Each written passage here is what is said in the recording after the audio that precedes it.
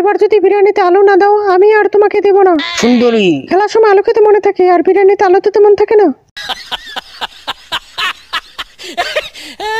পাশের বাড়ি মন্টুর বউ প্রতিদিন মুরগি দিয়ে বিরিয়ানি খায়, আর আমার কপালে মুরগি তো দূরে থাক, তাই বলে কি আমার কপালে এক টুকরো আলুও নেই? কি বললি?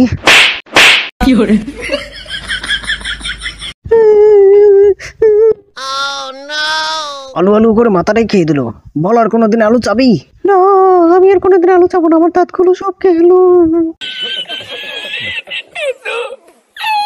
আমাকে না বিরিয়ানিতে আলু দিতে বলেছিলাম, দেওনি কেন? আমি আলু খাই না, সেই জন্য আলু দিনি। আলু না খেলে এবার থাপ্পড় খা।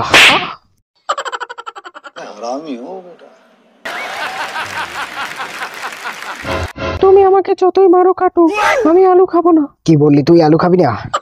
দেখ জয়ন্ত, তোর বিরিয়ানিতে আলু পড়েনি বলে তুই বৌদিকে এভাবে মারবি?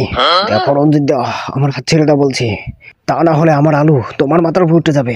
আমি অনেক ভয় পেয়ে গেলাম, তাই ছেড়ে দিচ্ছি।